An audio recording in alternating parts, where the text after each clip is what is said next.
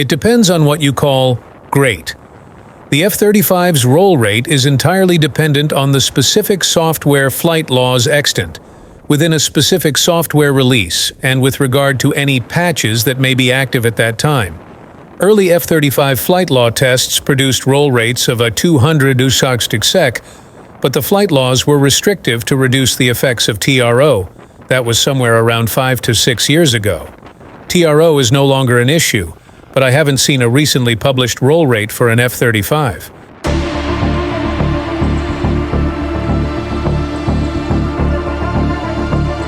Looking at video clips of F-35As in hard rolls gives me the impression of very high rates, and I have attempted to time them from the clips. It seemed to be maybe 300 sec, or not far from that.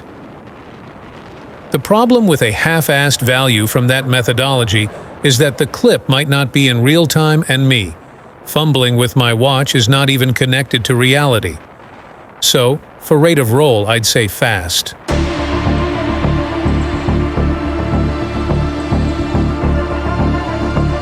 Instantaneous turn for F-35As are quoted at 9G. Again, was that today? Or 10 years ago? That number is nearly 10 years old. And again, software developments have had the G limit all over the shop at times, and maybe still so. So, instantaneous turn for F-35A. 9G for want of better info.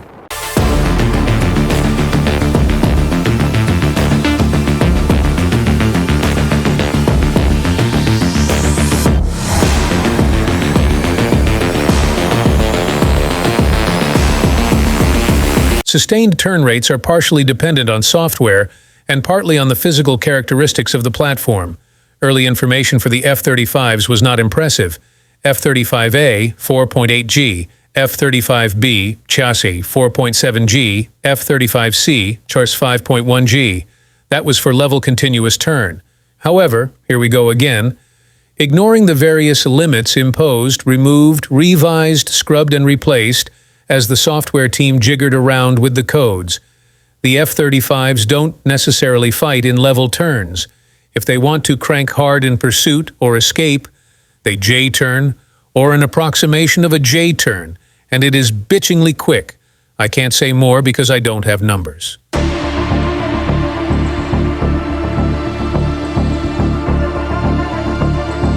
In yaw, the F-35 apparently matches the F-22, and it isn't surprising because they are the only two fighters that can literally spin like a top in full control, with essentially zero airspeed, and then recover by just flying straight out of the flat spin without diving to accelerate. This ability gives the F-35 and F-22 unprecedented nose-pointing capability. They make the very nose-pointy F-18 look clumsy. One little thing, that never gets mentioned in the generation of comparative stats is weight. It really matters. It is at least as important in maneuvering as the airframe's innate capabilities. The F-35 family have very large fuel fractions, and that may or may not be a prominent factor at the time of observation or measurement.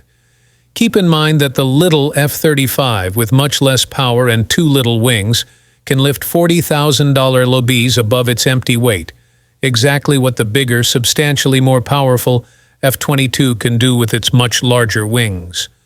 The F-35 is an unconventional airplane, and it is unconventional in its abilities and alleged limitations. Is that great?